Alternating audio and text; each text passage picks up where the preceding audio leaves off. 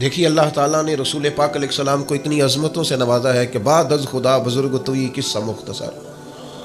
میں کہہ چکا ہوں نبی کامیاب گئے. کس طرح؟ اس لیے کہ اللہ تعالیٰ نے جو ان کے ذمہ ڈیوٹی لگائی تھی وہ ڈیوٹی انہوں نے پوری کی. اللہ تعالیٰ نے جتنے بھی انبیاء کرام علیہم السلام دنیا کے اندر بھیجے ہیں نا، وہ سارے کامیاب ہو کے گئے دنیا سے.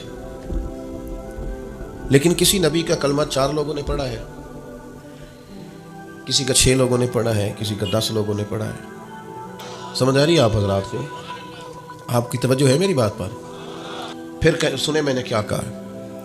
انبیاء کرام علیہم السلام سارے کامیاب گئے دنیا سے، لیکن کسی پیغمبر کا کلمہ 10 لوگ پڑھ رہے ہیں، کسی کا 20 پڑھ رہے ہیں، کسی کا چند 100 پڑھ رہے ہیں. اور ان کی مدت تبلیغ کی کتنی ہے؟ 950 سال تک.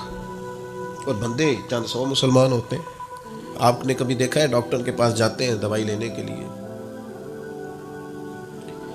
تو وہ کبھی بھی آپ کو یہ نہیں کہے گا کہ یہ دوائیاں لے جاؤ ساری، اور آج ہی جا کے پورا پتا گولیوں کا بھی کھانا اور پوری بوتل سیرپ کی بھی پی لینا اور شام تک آپ ٹھیک ہو جائیں گے. یہ کوئی بڑے سے بڑا ڈاکٹر بھی آپ کو نہیں کہے گا. وہ کہے گا ایک گولی صبح کھانا، ایک شام کو کھانا، 1 چمچ سیرپ کا صبح پینا اور پھر انتظار کرنا 1 ہفتہ.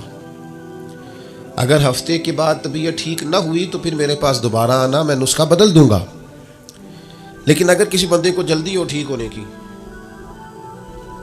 اور وہ یہ کہے کہ نہیں میں نے فوراً ٹھیک ہونا ہے اور میں سارا سیرپ پینا چاہتا ہوں اور ساری گولیاں کھانا چاہتا ہوں، تو نتیجہ یہ نکلے گا کہ وہ زیادہ بیمار ہو جائے گا.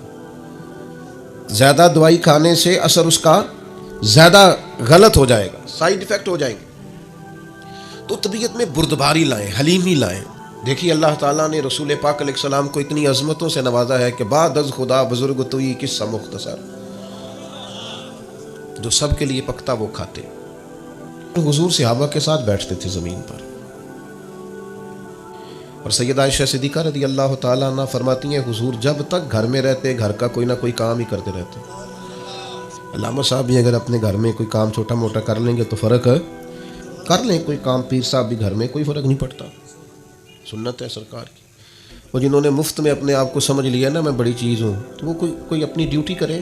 چودھری صاحب، سیٹھ صاحب، نواب صاحب، فلاں صاحب، سارے عام انسان ہیں.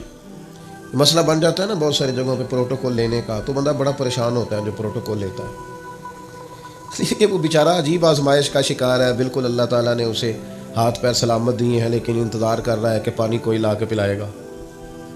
اور پروٹوکول اس بندے کو تنگ نہیں کرتا جو دے رہا ہوتا ہے، پروٹوکول اس کو تنگ کرتا ہے جو پروٹوکول لے رہا ہوتا ہے. آپ کا لب و لہجہ اس کے اندر عجز ہو، آپ اپنی مزاج میں عاجزی پیدا کریں.